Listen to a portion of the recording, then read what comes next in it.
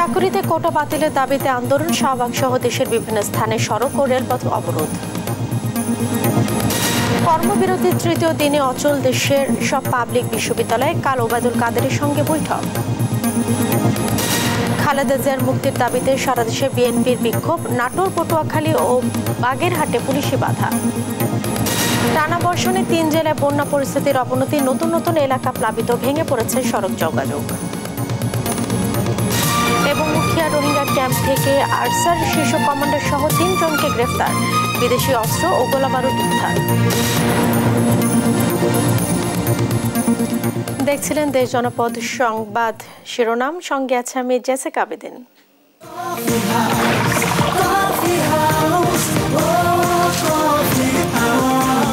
Coffee house, প্রতি চুমুকে আড্ডা জমে। কোটা বাতিলের দাবিতে আন্দোলনে নেমেছেন বরিশাল, ময়মনসিংহ এবং চট্টগ্রামের চাকুরি প্রার্থীরা। দুপুরে ময়মনসিংহের রেলপথ অবরোধ করে তারা। চট্টগ্রাম, খাগড়াছড়ি ও রাঙামাটি মহাসড়ক অবরোধ করে চট্টগ্রাম বিশ্ববিদ্যালয়ের শিক্ষার্থীরা। দ্রুত কোটা বাতিল করে সবাইকে সমানভাবে সুযোগ দেওয়ার দাবি তাদের। দাবি আদায়ে কঠোর আন্দোলনে যাওয়ার হুঁশিয়ারি আন্দোলনরতদের। সহকর্মীদের তথ্যচিত্রে ফারিহা ইসলাম মিমের ডেস্ক রিপোর্ট। সরকারি চাকরিতে কোটা বাতিলের দাবিতে আন্দোলনে নেমেছে চাকরি প্রার্থীরা। এতে উত্তাল হয়ে উঠেছে বাংলাদেশ কৃষি বিশ্ববিদ্যালয়। বুধবার দুপুরে ক্যাম্পাসে বিক্ষোভ মিছিল ও সমাবেশ শেষে জব্বারের মোড়ে রেলপথ অবরোধ করে শিক্ষার্থীরা। এ সময় ঢাকা ময়মনসিংহ রুটে চলাচলকারী মহুয়া কমিউটার ট্রেনটি লাল কাপড় দেখিয়ে আটকে দেয় তারা। এতে প্রায় 1 ঘন্টা আটকে থাকে ট্রেনটি। ছাত্র সমাজের দাবি আদায় হলেই, আমাদের যৌক্তিক দাবি আদায় হলেই আমরা ছেড়ে দেব। কোটা বাতিলের দাবিতে চট্টগ্রাম, খাগড়াছড়ি ও রাঙামাটি মহাসড়ক অবরোধ করে চট্টগ্রাম বিশ্ববিদ্যালয়ের শিক্ষার্থীরা। বেলা 12টা থেকে প্রায় 1 ঘন্টা সড়ক অবরোধ করে রাখে তারা। এতে দুদিকে প্রায় 6 কিলোমিটার যানজটের সৃষ্টি হয়। এর আগে সকাল 11টায় বিশ্ববিদ্যালয়ের শহীদ মিনার প্রাঙ্গণে অবস্থান নেয় তারা। পরে ক্যাম্পাস থেকে প্রায় 2 কিলোমিটার দূরে চট্টগ্রাম রাঙামাটি মহাসড়ক অবরোধ করা হয়। প্রথম ও দ্বিতীয় শ্রেণীর চাকরি সহ সকল ধরনের চাকরিতে মুক্তিযোদ্ধা কোটা সহ সকল ধরনের কোটা বাতিল করতে হবে। বরিশাল, পটুয়াখালী মহাসড়ক অবরোধ করে বরিশাল বিশ্ববিদ্যালয়ের শিক্ষার্থীরা। এতে দুপাশে দীর্ঘ যানজটের সৃষ্টি হয়। ভোগান্তিতে পড়েন যাত্রী ও যানবাহন চালকরা। শিক্ষার্থীদের দাবি, কোটার কারণে দেশ সেবার সুযোগ থেকে বঞ্চিত হচ্ছে মেধাবীরা। ছাত্র সমাজের আন্দোলনের অংশ হিসেবে আমরা বাকৃবির শিক্ষার্থীরাও এখানে আমরা রেল লাইন অবরোধ করেছি। এবং যদি কালকে উপযুক্ত আমরা একটা রায় না পাই, তাহলে আমরা পরবর্তীতে আরও কঠিনতর পদক্ষেপ নেওয়ার চিন্তাভাবনা করেছি। কোটা নিয়ে বৃহস্পতিবার উচ্চ আদালতের রায় বিপক্ষে গেলে দুর্বার আন্দোলন গড়ে তোলার হুঁশিয়ারিও দেয় আন্দোলনকারীরা। ফারিহা ইসলাম মিম, নিউজ ডেস্ক, দেশ টিভি। কোটা বাতিলের দাবিতে শাহবাগের সড়ক অবরোধ করেছে আন্দোলনকারীরা। এ বিষয়ে জানাতে সরাসরি যুক্ত হচ্ছেন সহকর্মী জান্নাতুল মোহনা। মোহনা, শাহবাগের এখনকার পরিস্থিতি আপনি কেমন দেখছেন? দাবির বিষয়ে কি বলছে আন্দোলনকারীরা?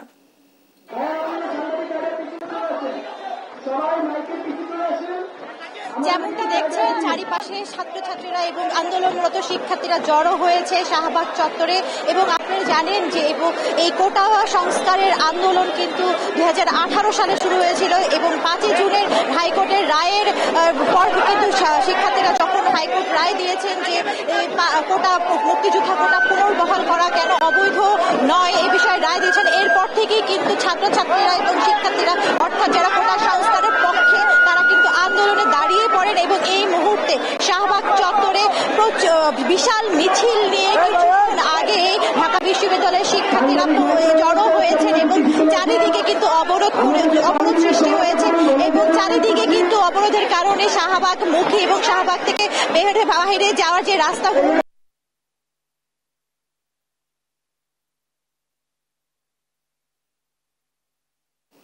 মোহন, আপনাকে ধন্যবাদ। দর্শক, সড়ক অবরোধ করেছে আন্দোলনরত শিক্ষার্থীরা, সে বিষয়ে জানাচ্ছিলেন সহকর্মী জান্নাতুল মোহনা। কোটা বাতিলের দাবিতে ময়মনসিংহের রেলপথ অবরোধ করে শিক্ষার্থীরা। বর্তমান পরিস্থিতি জানাতে সরাসরি যুক্ত হচ্ছেন সহকর্মী ইলিয়াস আহমেদ। ইলিয়াস, অবরোধে কতটি ট্রেন আটকা পড়ে, বর্তমান পরিস্থিতি কি সেখানকার?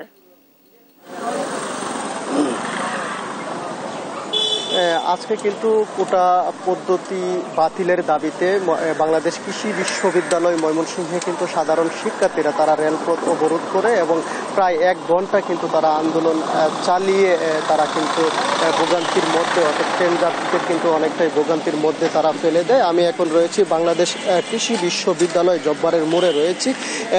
এখানেই কিন্তু শিক্ষার্থীরা ট্রেন অবরোধ করে তারা যে আন্দোলন কর্মসূচি সেটি কিন্তু চালিয়ে ছিলেন। অর্থাৎ শিক্ষার্থীরা বলছেন আগামীকাল যে উচ্চ আদালতে রায় হবে সেই রায়টি তাদের পক্ষে আসবে সেই আশা কিন্তু তারা ব্যক্ত করেছেন এবং যদি কোনো কারণে এই রায় তাদের পক্ষে না আসে তাহলে তারা কিন্তু আন্দোলন কঠোর থেকে কঠোরতম করে তুলবেন সেই বিষয়টি কিন্তু তারা বলছিলেন। এছাড়াও আগামীকালকেও কিন্তু তাদের যে আন্দোলন সেই আন্দোলন কর্মসূচি কিন্তু তাদের রয়েছে। অর্থাৎ আমরা একজন শিক্ষার্থীর সঙ্গে যুক্ত হব।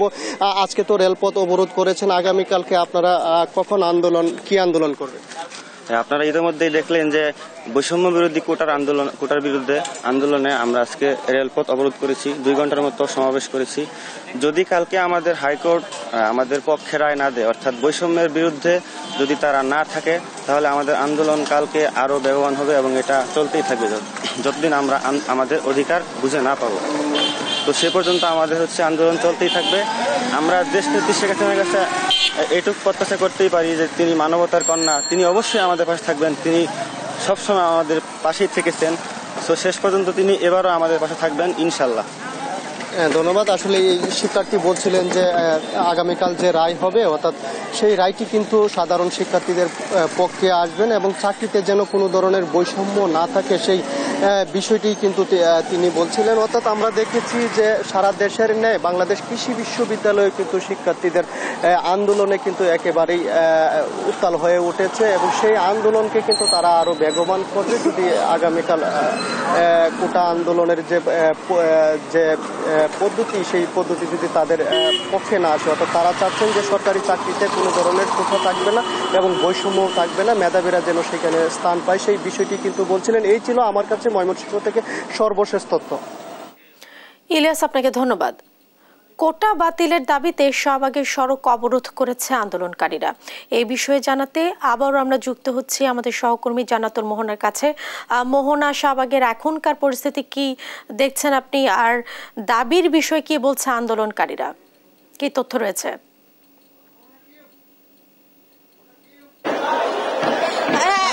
যেমনটা দেখছেন যে এখানে শাহবাগ চত্বরে জড়ো হয়েছে আন্দোলনকারী শিক্ষার্থীরা এবং তাদের এই আন্দোলন শুরু হয়েছে বেলা 2:30টার দিকে। বেলা 2:30টা থেকে কিন্তু তারা কেন্দ্রীয় লাইব্রেরির সামনে জড়ো হয়। সেই কেন্দ্রীয় লাইব্রেরির সামনে থেকে তারা একত্রে জড়ো হয়ে ঢাকা বিশ্ববিদ্যালয়ের বিভিন্ন হল থেকে শিক্ষার্থীরা তারা কেন্দ্রীয় লাইব্রেরির সামনে থেকে জড়ো হয়ে রাজু ভাস্কর্যে আসেন এবং রাজু ভাস্কর্যের সামনে থেকে তারা হাইকোর্ট হয়ে মৎস্য ভবন হয়ে কিছুক্ষণ আগে শাহবাগ চত্বরে এসেছেন এবং অবরোধ করেছেন। শাহবাগ চত্বর পুরোটাই অবরোধ হয়ে আছে। কোটা সংস্কারে যারা আছেন তাদের কোটা সংস্কারকারী যে আন্দোলনকারীরা আছেন তাদের সম্মেলন এখানে আমরা দেখতে পাচ্ছি এবং এই বিশাল মিছিল নিয়ে কিন্তু তারা এখানে দাঁড়িয়ে আছেন এবং তারা বারবার জানাচ্ছে বৈষম্যমূলক যে সরকারি চাকরিতে বৈষম্যমূলক প্রথার বিরোধিতা করতে কিন্তু তারা এখানে দাঁড়িয়েছেন বলে তারা জানিয়েছেন এবং আপনারা দেখতে পাচ্ছেন স্লোগানে উত্তাল হয়ে রয়েছে শাহবাগ চত্বর এবং এই দাবি তারা 4 দফা দাবির ভিত্তিতে কিন্তু এই যে 4 দফা দাবির ভিত্তিতে তারা আন্দোলন করছেন এবং তারা 1 জুলাই থেকে আন্দোলন করেন। আপনারা জানেন যে 2018 সালের 4 অক্টোবর কোটা যে ছিল সরকারি চাকরি প্রথম ও দ্বিতীয় শ্রেণীতে যে কোটা প্রথা ছিল সেই কোটা প্রথা বাতিল হয়ে যায় এবং এই কোটা প্রথা বাতিল নিয়ে একটি পরিপত্র ঘোষণা করা হয়। কিন্তু এই বছরের 5 জুন সেই কোটা প্রথা বাতিল কেন অবৈধ নয়, অর্থাৎ মুক্তিযোদ্ধা কোটা সরকারি চাকরির প্রথম ও দ্বিতীয় শ্রেণীতে 30% মুক্তিযোদ্ধা কোটা বহাল রাখার জন্য হাইকোর্ট থেকে একটি রায় দেওয়া হয় এবং তারপর থেকে কিন্তু কোটা সংস্কারের পক্ষের যে আন্দোলনকারীরা রয়েছেন আন্দোলনকারীরা কিন্তু এখানে তারা বারবার আলটিমেটাম জানানোর পর থেকে 1 জুলাই থেকে আন্দোলন সংগ্রাম করতে থাকেন এবং দেশের সব পাবলিক বিশ্ববিদ্যালয়ে কিন্তু তারা জড়ো হন এবং কোটা প্রথা সংস্কারের জন্য তারা আবার লড়া শুরু করেন। তো এই ছিল শাহবাগ চত্বর থেকে আমার কাছে সর্বশেষ সংবাদ এবং আপনাকে জানাতে চাই এই মুহূর্তে শাহবাগের চারদিকে কিন্তু প্রচন্ড যানজট সৃষ্টি হয়েছে।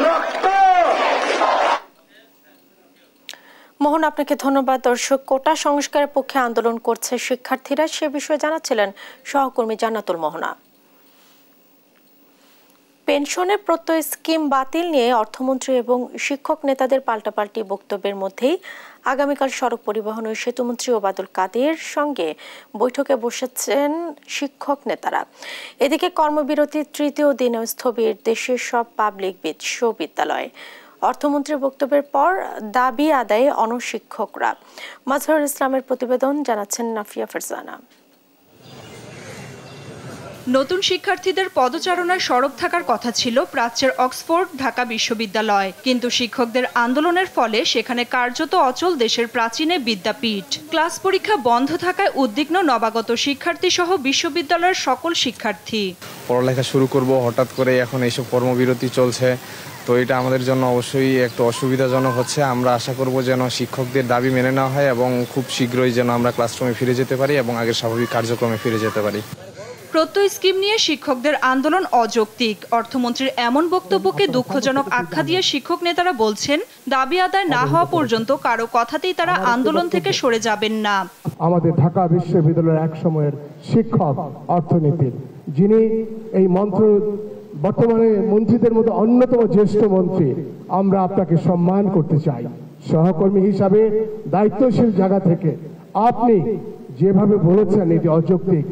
আমরা আপনার এই বক্তব্য প্রত্যাখ্যান করছি, বিনয়ের সাথে অনুরোধ করছি এই ধরনের বক্তব্য ঢাকা বিশ্ববিদ্যালয় সহ কোন শিক্ষক সমাজ দায়িত্বশীল জায়গা থেকে আশা করে না।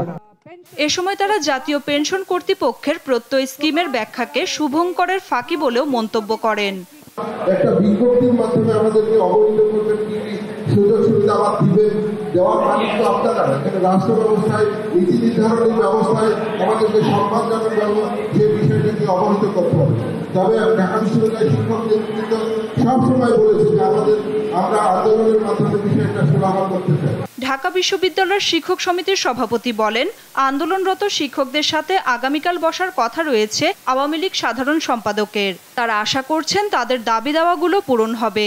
শিক্ষকরা মনে করছে যে তাদের ন্যায়সঙ্গত দাবি আদায় না হওয়া পর্যন্ত তারা ক্লাসরুমে যাবেন না। এটাই হলো আমাদের মেসেজ সারা জাতির নিকট। শিক্ষক, কর্মকর্তা এবং কর্মচারীদের এই আন্দোলনে 3 দিন ধরে অচল দেশের উচ্চ শিক্ষা প্রতিষ্ঠানগুলো। এতে নতুন করে অনিশ্চয়তায় পড়েছে লাখ লাখ শিক্ষার্থীর ভবিষ্যৎ। নাফিয়া ফারজানা, দেশ টিভি, ঢাকা।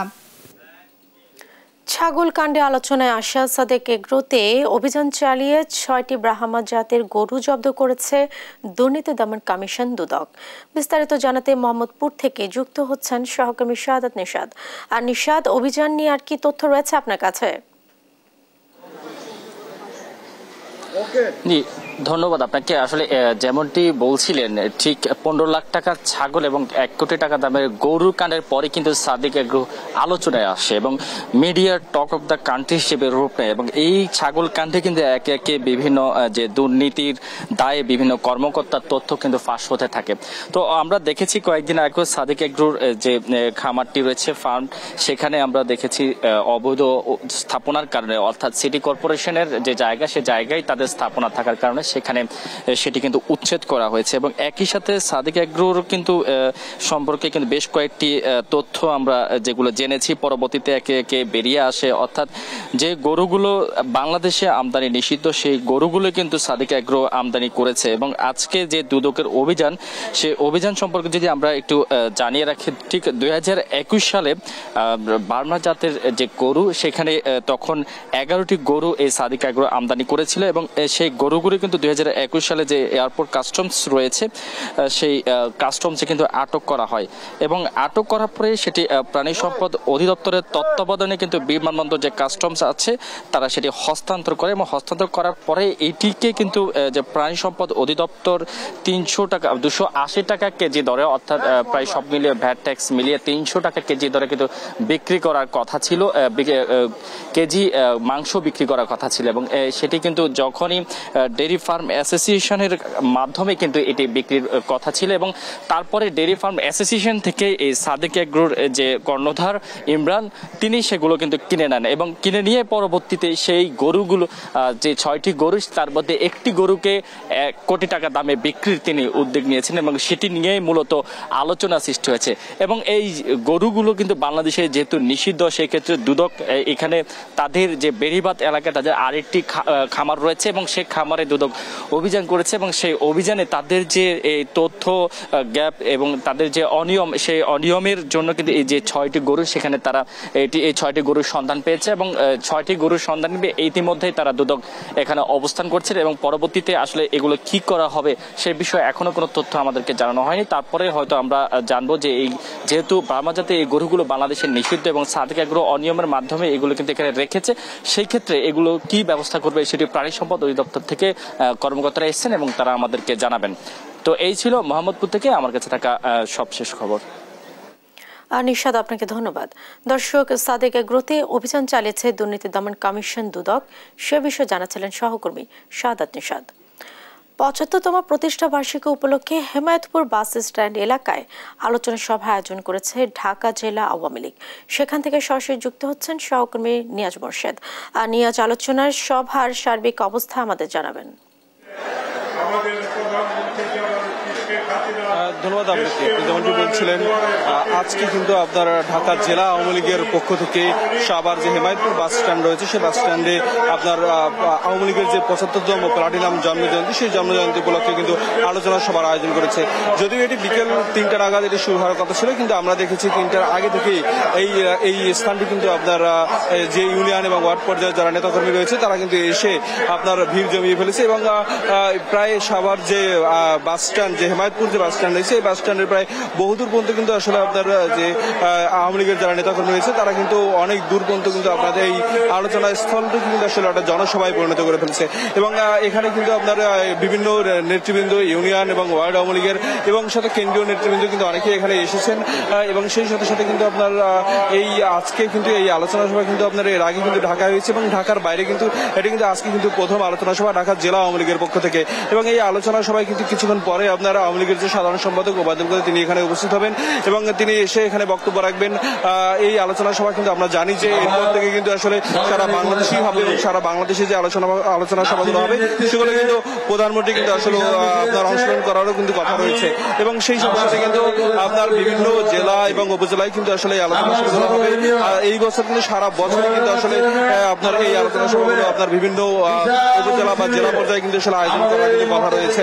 আমরা দেখেছি আসলে বিভিন্ন এলাকা থেকে বিভিন্ন ওয়ার্ড এবং ইউনিয়ন পর্যায়ে থেকে কিন্তু আসলে নেতাকর্মীরা বিভিন্ন ব্যানার এবং ফেস্টুন এবং নানা রঙের ক্যাপ নিয়ে কিন্তু তারা আসলে এই আলোচনা সভাস্থলে এসে উপস্থিত হয়েছেন এবং সেই সাথে সাথে তাদের কিন্তু একটা উৎসব বা তারা এখানে আসলে আলোচনা সভাস্থলে উপস্থিত হয়ে কিন্তু তারা আসলে এক ধরনের আনন্দ উল্লাস প্রকাশ করছেন এবং তারা আসলে আপনার এই যে আওয়ামী লীগের যে ৭৫ বছরের যে জন্মজয়ন্তী এই উপলক্ষে কিন্তু আসলে আপনার তারা কিন্তু এই উপলক্ষে তারা এই আলোচনা সভা আসলে উপস্থিত হয়েছেন এবং আপনাকে আর একটু বলে রাখি যে আসলে আপনার এই যে আলোচনা সভা হলো কিছুক্ষণ পরে আসলে আমাদের সাধারণ সম্পাদক ওবায়দুল কাদের তিনি আসবেন এবং সেই ক্ষেত্রে কিন্তু আপনার তিনি এসে এখানে বক্তব্য রাখবেন এবং সেই সাথে কিন্তু আসলে আপনার আলোচনা সভার আর এখানে আপনার সমাপ্ত হবে এবং এরপরে আসলে এই যে অন্যান্য জায়গাগুলোতে আপনার হলো আলোচনা সভাগুলো হবে এবং আপনার এবং সেই সাথে কিন্তু আপনার আলোচনা সভা কিন্তু হয়ে এবং এখান থেকে কিন্তু আসলে আপনার এরপরে কিন্তু আসলে বাংলাদেশের বিভিন্ন জায়গাতে আপনার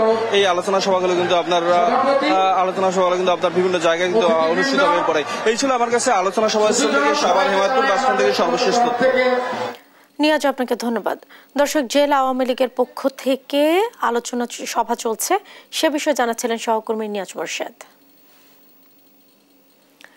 বিএনপি চেয়ারপারসন খালেদা জিয়ার মুক্তির দাবিতে জেলা পর্যায়ে সমাবেশ করছে বিএনপি।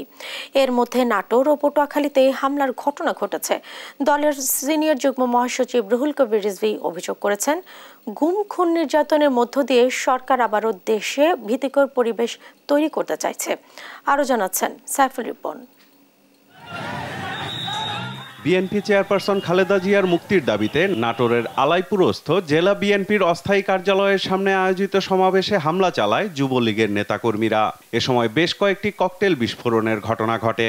আহত হন দলের কেন্দ্রীয় নেতা রংপুর সিটি কর্পোরেশনের সাবেক মেয়র মোসাদ্দেক হোসেন বুলবুল, জেলা বিএনপির আহ্বায়ক শহীদুল ইসলাম বাচ্চু সহ অন্তত 10 জন।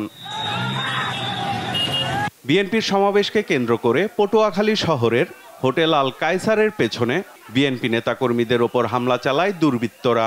অতর্কিত হামলায় আহত হন বেশ কয়েকজন বিএনপি নেতাকর্মী। খবর পেয়ে মাঠে নামে আইনশৃঙ্খলা বাহিনীর সদস্যরা। বাগেরহাটে দলীয় কার্যালয়ের সামনে আইনশৃঙ্খলা বাহিনীর বাধায় খালেদা জিয়ার মুক্তির দাবিতে সমাবেশ করতে পারেনি দলটি। পরে পূর্ব নির্ধারিত সমাবেশ করতে না পেরে জেলা বিএনপির আহ্বায়ক প্রকৌশলী এটিএম আকরাম হোসেন তালিমের বাসায় সংবাদ সম্মেলন করে বিএনপি।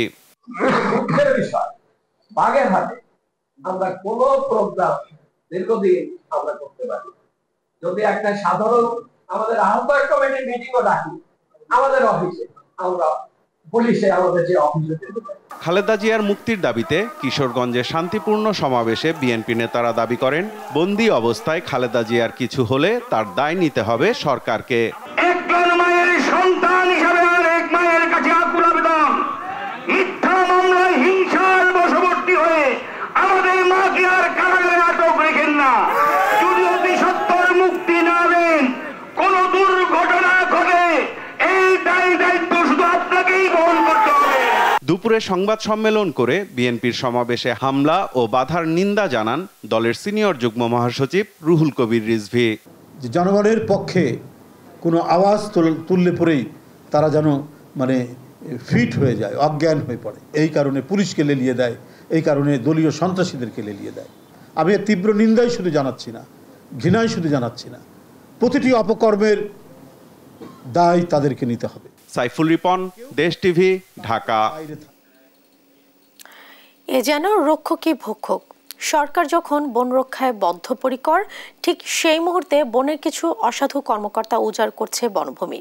এমন এক দুর্ধর্ষ কর্মকর্তা হাবিবুল। কক্সবাজারের পেকুয়া উপজেলার নতুন আতঙ্ক। রাত গভীর হলেই সারি সারি ট্রাকে করে দেশের বিভিন্ন এলাকায় যাচ্ছে গাছ, আর পাহাড় কেটে মাটি ও বালু বিক্রি হচ্ছে তার নেতৃত্বে। এসব কাজে বাধা দিলেই গ্রামের সাধারণ মানুষকে মামলা দিয়ে হয়রানি করে খোদ বন কর্মকর্তা। কক্সবাজার থেকে ফিরে বিস্তারিত জানাচ্ছেন সহকর্মী মাইনুদ্দিন আরিফ। কক্সবাজারের পেকুয়া থেকে 50 কিলোমিটার দূরের দুর্গম বারবাকিয়া।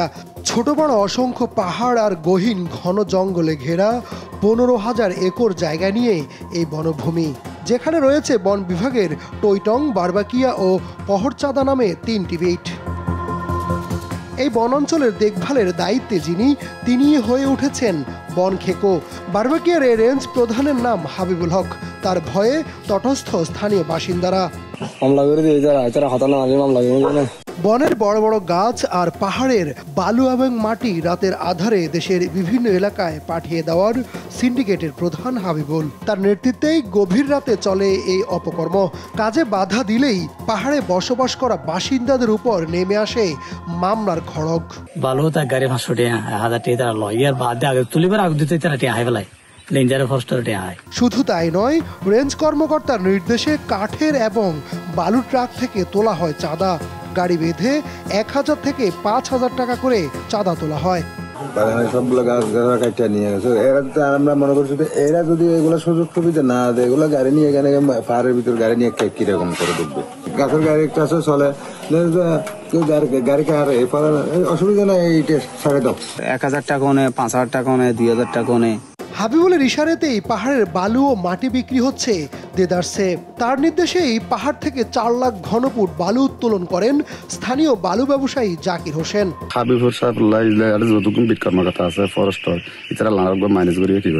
দফায় দফায় ঘুষ দিয়েও বড় কর্তার মন গলাতে পারেননি এ ব্যবসায়ী। উল্টো নতুন করে 20 লাখ টাকা ঘুষ পরিশোধ না করায় আটকে দিয়েছেন বালু। আমার কাছ থেকে 20 লাখ টাকা চাইছে। আমি বলছি আমার কাছে এতগুলো টাকা নাই, 20 লাখ টাকা নফানোর হারামের লিঞ্জার আর বাল্লিতে হবে। হাবিবুলের কুকৃতির এখানে শেষ নয়। পাহাড়ে ঘর তুলতেও বন কর্মকর্তাকে 5 থেকে সর্বোচ্চ 2.5 লাখ টাকা করে মাসোয়ারা গুনতে হয় স্থানীয়দের। চাঁদা না পেলেই নিরীহ মানুষদের ধরে ধরে মামলা ঠুকে দেন হাবিবুল।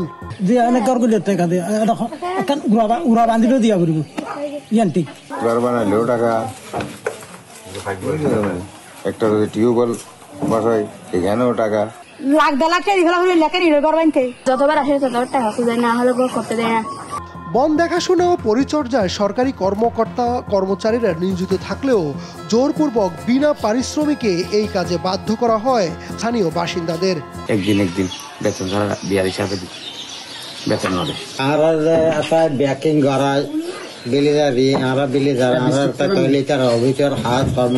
করায় ভুক্তভোগীদের অভিযোগ স্থানীয় বাসিন্দাদের সিংহভাগের বিরুদ্ধেই মামলা দিয়ে রেখেছেন হাবিবুল। মিথ্যা মামলা তো অনেক দেয়, গাছ খায় খুদনে মামলা না দেয় না হাজারের মামলা দেয়। অভিযোগের পাহাড় নিয়ে রেঞ্জ কর্মকর্তা হাবিবুল হকের মুখোমুখি দেশ টিভি। সাফ জবাব, এসবের সঙ্গে তার কোনো সম্পর্ক নেই। অবশ্যই ভিত্তিহীন এবং ষড়যন্ত্রমূলক উদ্দেশ্যপ্রণোদিতভাবে আমাদের মিথ্যা হয়রানি করার জন্য এগুলো করা হচ্ছে।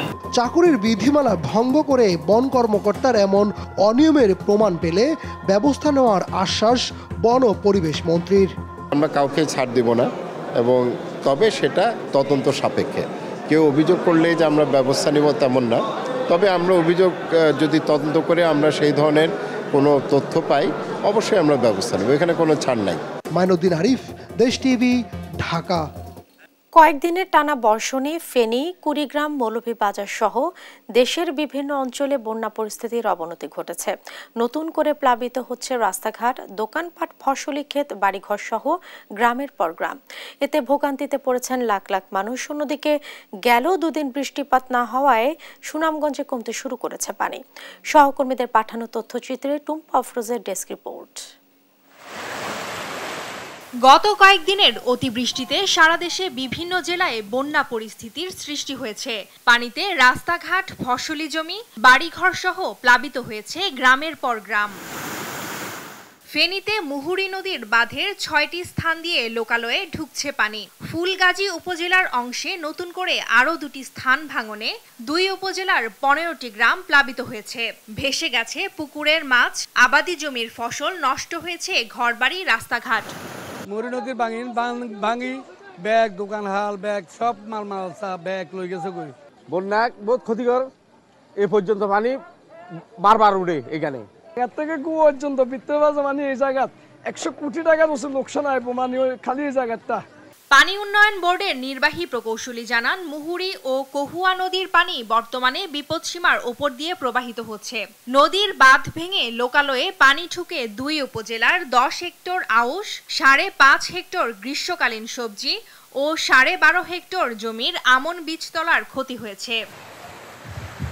মৌলভীবাজারে উজানে ভারী বৃষ্টিপাত অব্যাহত থাকায় জেলা সদর, কুলাউড়া, জুড়ি ও বড়লেখা উপজেলায় আবারও বন্যার পানি বৃদ্ধি পেয়েছে। ৩টি নদীর পানি প্রবাহিত হচ্ছে বিপদসীমার উপর দিয়ে। হাওরের গ্রামগুলোতে নতুন করে পানি প্রবেশ করেছে। দ্বিতীয় ধাপের বন্যায় প্রায় ৩ লাখ মানুষ এখনও পানিবন্দী রয়েছেন। বৃষ্টি আর পাহাড়ি ঢল না থাকায় সুনামগঞ্জের বন্যা পরিস্থিতি কিছুটা উন্নতি হয়েছে। অন্যদিকে কমেছে সুরমা, জাদুকাটা সহ সব নদীর পানি। বৃষ্টিতে সৃষ্ট জলাবদ্ধতার পানি নেমেছে সুনামগঞ্জ পৌর শহর থেকেও। পানি বাড়লে আমরা ইনকাম সোর্স বন্ধ, সবটা বন্ধ, কর্মকর্তা নাই, বিপদ পড়ে হঠাৎ, আল্লাহ ভরসা আর কিছু নাই। উজানের ঢল ও গত দুদিনের বৃষ্টিপাতে আবারও উত্তরের লালমনিরহাটে তিস্তা, ধরলা, সিঙ্গিমারি সহ অন্যান্য নদীর পানি বৃদ্ধি পাচ্ছে। তিস্তায় পানি বৃদ্ধি পাওয়ায় নদীর চরাঞ্চলে পানি প্রবেশ করে ভোগান্তি সৃষ্টি করছে। পানি উন্নয়ন বোর্ড জানায়, উজানে ভারী বৃষ্টিপাত হলে তিস্তার পানি আরো বাড়তে পারে। এই ৩-৪ দিন থেকে পানি বাড়তেছে আবার কমতেছে। আমরা খুব বেকুব অবস্থায় আছি, রাতে আমাদের ঘুমও হচ্ছে না। এখন এই যে টুকি বন্যা হয় এতে আমাদের বীজতলা নষ্ট হচ্ছে, আমাদের ফসলি জমি আমরা আবাদ করতে পারতেছি না, পানি বন্দি হয়ে থাকা লাগে। এদিকে কুড়িগ্রামেও অবনতি হয়েছে বন্যা পরিস্থিতি। নদীর পানি বাড়ায় নিম্নাঞ্চল প্লাবিত হয়ে পানিবন্দী অন্তত ২০,০০০ পরিবার। সেই সঙ্গে পানিতে তলিয়ে গেছে আমনের বীজতলা, পাট ও মৌসুমী সব ফসল। টুম্পা আফরোজ, নিউজ ডেস্ক, দেশ টিভি। বন্যা পরিস্থিতির খবরাখবর জানাতে সুনামগঞ্জ ও মৌলভীবাজার থেকে সরাসরি যুক্ত হচ্ছেন সহকর্মী মেহেদী হাসান ও সালে এলাহি কুটি। আমরা প্রথমে চলে যাচ্ছি সুনামগঞ্জে। মেহেদী, বন্যার পানি কি কমতে শুরু করেছে? পানিবন্দী মানুষরা কি বলছেন? তাদের সাথে নিশ্চয়ই আপনার কথা হয়েছে, সবশেষ পরিস্থিতি আমাদের জানাবেন। জেসিকা, আপনি দেখতেই পাচ্ছেন যে সুনামগঞ্জে কিন্তু এখন রুদ্রজল আবহাওয়া এবং এই আবহাওয়ার কারণে কিন্তু নদীতে পানি কমছে এবং আপনাকে জানিয়ে রাখি সকাল 9টা থেকে এখন পর্যন্ত অর্থাৎ গত 7 ঘন্টায় সুনামগঞ্জে সুরমা নদীর পানি 7 সেন্টিমিটার কমেছে এবং শুধু সুরমা নদীর পানি না, জাদুকাটা, রক্তি, বৌলাই সহ যে সুনামগঞ্জের প্রধান যে নদীগুলো আছে সেই সবকটি নদীর পানি কিন্তু কমেছে, যার ফলে কিন্তু বন্যার আশঙ্কা অনেকটাই কেটে যাচ্ছে। এবং পানি উন্নয়ন বোর্ড বলছে যে ভারতের চেরাপুঞ্জিতে বৃষ্টিপাত না থাকার কারণে পাহাড়ি ঢল নামছে না এবং এই পাহাড়ি ঢল না নামার কারণেই কিন্তু সুনামগঞ্জের যে নদীগুলো আছে সেই নদীগুলো থেকে পানি কমছে। তবে আরেকটি বিষয় আপনাকে জানিয়ে রাখি, নদী থেকে পানি কমলেও কিন্তু হাওরে কিন্তু পানি প্রবেশ করছে, এই নদীর পানি কিন্তু হাওরে প্রবেশ করছে এবং হাওরে যে নিম্নাঞ্চলের যে সড়কগুলো আছে সেই সড়কগুলো কিন্তু প্লাবিত হচ্ছে। এবং এই আমরা কথা বলেছিলাম জেলা প্রশাসকের সাথে, তিনি আমাদেরকে জানিয়েছেন যে তাদের এখন আসলে বন্যার কোনো শঙ্কা নেই। তো এই ছিল মোটামুটি আমার কাছে সুনামগঞ্জ থেকে সর্বশেষ তথ্য। আমরা এবারে চলে যাব মৌলভীবাজারে, সেখানে আছেন আমাদের সহকর্মী সালে এলাহি কুটি। মৌলভীবাজারের বন্যার সর্বশেষ পরিস্থিতি আমাদেরকে জানান।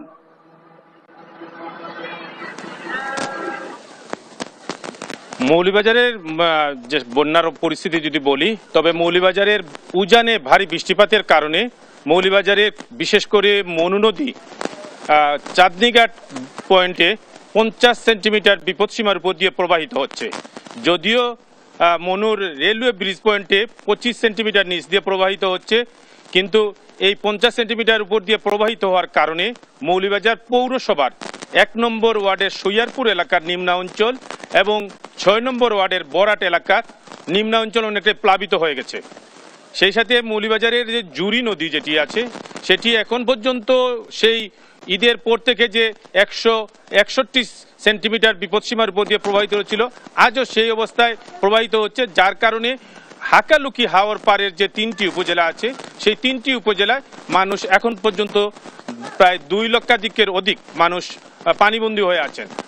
দ্বিতীয়ত ভাই, এই মৌলভীবাজারের বন্যায় যে এখন পর্যন্ত যে পরিমাণ ক্ষয়ক্ষতি হয়েছে সেটা নিরূপণ করা সম্ভব হয়নি, কিন্তু মানুষের যে দুঃখ এবং কষ্ট সেটা বৃদ্ধি পেয়েছে। একবার পানি শুকিয়ে যাওয়ার পর মানুষ যখন ঘরে ফিরছিল, ঠিক সেই মুহূর্তেই আবার গত সোম এবং মঙ্গলবারের বৃষ্টিতে আবার প্লাবিত হয়ে যায় মৌলভীবাজারের বিস্তীর্ণ অঞ্চল। তবে এবার যে পরিমাণ গত যে পানি হয়েছিল তার চেয়ে এবার পানির পরিমাণটা অনেকটা বেশি বলে জানিয়েছেন পানি উন্নয়ন বোর্ড। এবং পানি উন্নয়ন বোর্ডের সূত্রে আমরা যত জেনেছি যে উজানে ভারী বৃষ্টিপাতের সম্ভাবনা কম, যার কারণে এই মৌলভীবাজারে আর নতুন কোনো এলাকা প্লাবিত হওয়া সুযোগ নেই। এবং মৌলভীবাজারের যে বিস্তীর্ণ এলাকা এখন প্লাবিত আছে, এ পর্যন্ত প্রায় 3 লাখের মতো মানুষ পানিবন্দী আছে এবং প্রায় 200-র মতো আশ্রয় কেন্দ্রে 8,500 মানুষ আশ্রয় কেন্দ্রে আশ্রয় নিয়েছেন। এবং আশ্রয় কেন্দ্র ছাড়াও মানুষ উঁচু স্থানে পলিথিন দিয়ে ঘর বাড়ি করে সেখানে বসবাস করছেন। এই হচ্ছে মৌলভীবাজারের বন্যার সর্বশেষ খবরাখবর। কুটি এবং মেহেদী, আপনাদের দুজনকে ধন্যবাদ বন্যা পরিস্থিতির সবশেষ খবরাখবর আমাদের দর্শকদের জানাবার জন্য। কক্সবাজারের উখিয়া রোহিঙ্গা ক্যাম্প থেকে রোহিঙ্গা সন্ত্রাসী গোষ্ঠী আরসার শীর্ষ কমান্ডার সহ 3 জনকে গ্রেফতার করেছে র্যাব। এ সময় বিদেশি রাইফেল, দেশীয় অস্ত্র ও গোলাবারুদ উদ্ধার করা হয়। সহকর্মী সৌরভদেবের প্রতিবেদনে থাকছে বিস্তারিত। কক্সবাজারের উখিয়ার রোহিঙ্গা ক্যাম্প থেকে রোহিঙ্গা সন্ত্রাসী গোষ্ঠী আরসার শীর্ষ কমান্ডারকে 2 সহযোগী সহ গ্রেফতার করেছে র্যাব। এ সময় বিদেশি রাইফেল ও দেশীয় অস্ত্র, গোলাবারুদ উদ্ধার করা হয়। বুধবার সকালে এক সংবাদ সম্মেলনে র্যাব 15-এর অধিনায়ক lieutenant colonel HM Sajjad Hossain দাবি করেন, ক্যাম্পে সংঘটিত বিভিন্ন হত্যাকাণ্ডের সাথে জড়িত আরসার কিলিং গ্রুপ কমান্ডার ও ক্যাম্প 17-এর জোন কমান্ডার হাফিজ কামাল। সেনাবাহিনীর 10 পদাতিক ডিভিশনের গোয়েন্দা শাখা ও রাষ্ট্রীয় গোয়েন্দা সংস্থার তথ্যের ভিত্তিতে হাফিজ কামালকে ধরতে অভিযান চালানো হয়। 2018 সালে প্রশিক্ষণ। প্রথমে পালংখালীর রোহিঙ্গা বাজার থেকে হাফেজ কামালের সহযোগী মোহাম্মদ সাইফুলকে গ্রেফতার করা হয়। পরে তার তথ্যের ভিত্তিতে উখিয়ার 4 নং রোহিঙ্গা ক্যাম্পে পুনরায় অভিযান পরিচালনা করে হাফেজ কামালকে তার দেহরক্ষী আনসার উল্লাহ সহ গ্রেফতার করা হয় বলে জানান র্যাবের এই কর্মকর্তা।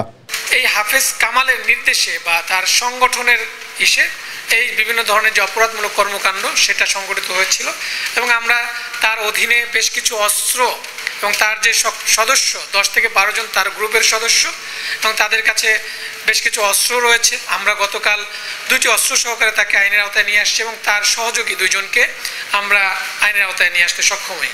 একের পর এক আরসার শীর্ষ কমান্ডারদের গ্রেফতার করলেও শক্তিশালী সশস্ত্র সংগঠন হওয়ায় পুনরায় মাথা চাড়া দিয়ে উঠে বলে দাবি র্যাবের। রোহিঙ্গা ক্যাম্পে আবার নতুন করে তারা সংগঠিত হওয়ার চেষ্টা করছে এবং কয়েকজনকে নতুনভাবে অ্যাপয়েন্টমেন্ট দিয়েছে। র্যাব জানায় বিভিন্ন সময় সন্ত্রাস বিরোধী অভিযান পরিচালনা করে আরসার কয়েকজন শীর্ষ কমান্ডার সহ 118 জন সন্ত্রাসীকে গ্রেফতার করা হয়েছে এ পর্যন্ত। গেল 1 বছরে র্যাব প্রায় 54 কেজি বিস্ফোরক, 5টি গ্রেনেড, 3টি রাইফেল গ্রেনেড, 10টি দেশীয় তৈরি হ্যান্ড গ্রেনেড, 15টি বিদেশি আগ্নেয়াস্ত্র, 57টি দেশীয় আগ্নেয়াস্ত্র, 183 রাউন্ড গুলি কার্তুজ, 67টি রাউন্ড খালি খোসা, 4টি হাত বোমা, 4টি আইডি ও 48টি ককটেল উদ্ধার করে রোহিঙ্গা ক্যাম্প থেকে। সৌরভ দেব, দেশ টিভি, কক্সবাজার। দেখছেন দেশ জনপদ। হাসপাতালে ভালো বেতনের চাকরির প্রলোভনে বগুড়ার 2 যুবককে লিবিয়া নিয়ে অপহরণের পর মুক্তিপণ দাবি করে বাংলাদেশিদের একটি সংঘবদ্ধ অপহরণ চক্র। 10 লাখ টাকা না দিলে তাদের লিবিয়ায় বিক্রিরও হুমকি দেয় এ চক্র। টানা 6 মাস তাদের উপর চালানো হয় নির্যাতন। পরে দেশটির পুলিশের সহায়তায় তাদের উদ্ধার করে বাংলাদেশ পুলিশ। আটক করার এই অপহরণ চক্রের 4 জনকে।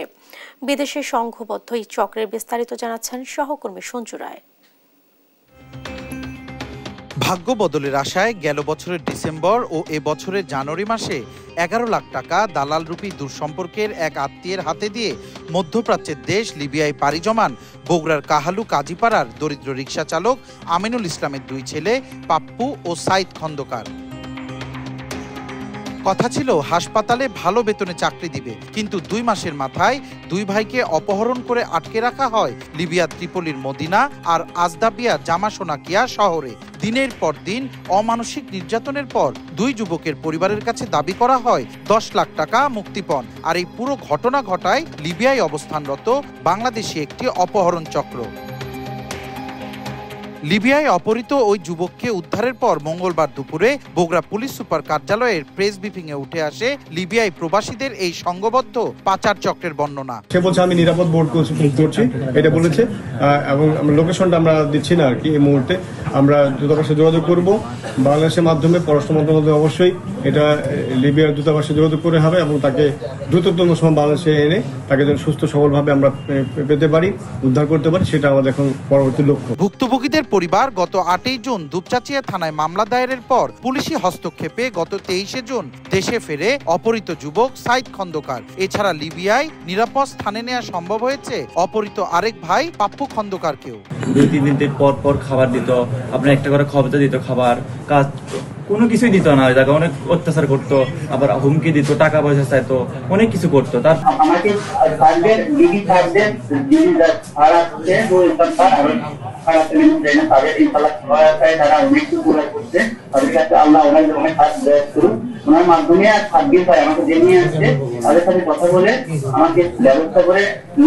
চাঞ্চল্যকর এই ঘটনায় এর আগে গ্রেপ্তার হয় বাংলাদেশে অবস্থানরত চক্রের অন্যতম মূল হোতা দুপচাচিয়ার উজ্জ্বল হোসেন ও শফাত মণ্ডল। সর্বশেষ সোমবার সন্ধ্যা 7:30টায় মুক্তিপণের টাকা নিতে এসে ডিবির জালে গ্রেপ্তার হয় চক্রের আরো 2 সদস্য পান্নু মিয়া ও শিপলু সরকার। শিপলু পান্নু এখানে আসবার পরে টাকা নিতে আসছে, তাকে হাতে নাতে গ্রেপ্তার করা হয়। পুলিশ জানায় এই চক্রের সবাইকে ধরতে ও পাপ্পু খন্দকারকে দেশে ফিরিয়ে আনতে কাজ করছেন তারা। সঞ্জু রায়, দেশ টিভি, বগুড়া। বাগেরহাটের জেলা প্রশাসকের আবেদনের পরিপ্রেক্ষিতে সুন্দরবনে মধু বাংলাদেশের ভৌগোলিক নির্দেশক জিআই পণ্য হিসেবে নিবন্ধিত হতে যাচ্ছে। এ বিষয়ে শিল্প মন্ত্রণালয়ের আওতাধীন প্রতিষ্ঠান পেটেন্ট, শিল্প নকশা ও ট্রেডমার্কস অধিদপ্তর ডিপিডিটি এ তথ্য জানিয়েছে। সুন্দরবনে মধু দ্রুতই জিআই পণ্য হিসেবে স্বীকৃতি পাবে বলে আশা ব্যক্ত করেন বাগেরহাটের জেলা প্রশাসক।